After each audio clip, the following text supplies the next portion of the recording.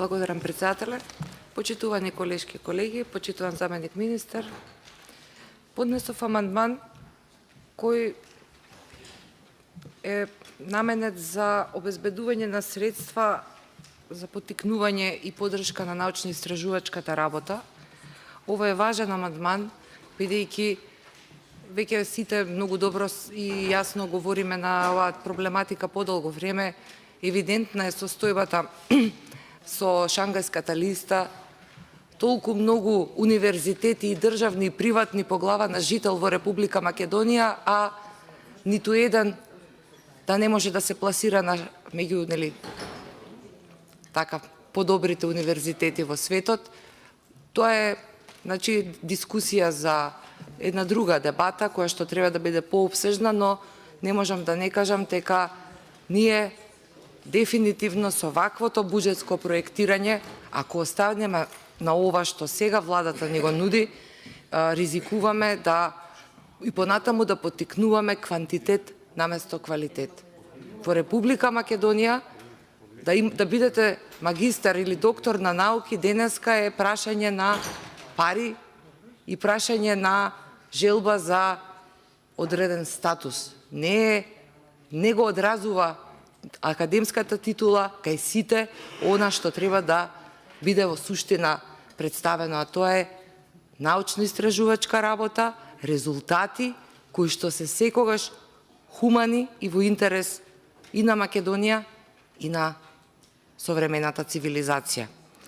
Овде, ова што се нуди, и овде имаме кратење, колегите веќе кажаа неколку пати, морам да ви кажам дека со огромно жалење и со огромен револт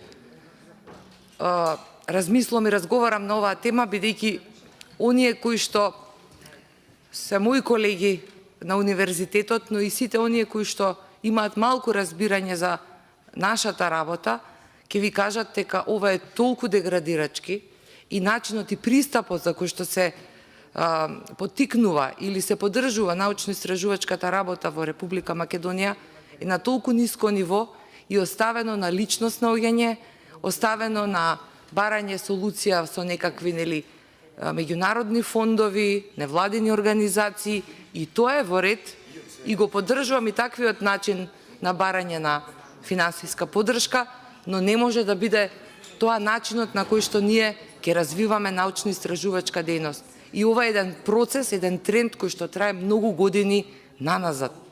Не може на мои колеги од универзитетската фела Министерството за култура да им објавува стручни научни дела. За тоа постои одделот наука во Министерството за образование и наука. Не може да се прави поделба на науката на наши и на ваши. Туку квалитетот и оние кои што работат на научно-истражувачка работа мора да имаат еднаков пристап до фондовите и до поддршката и од македонската држава.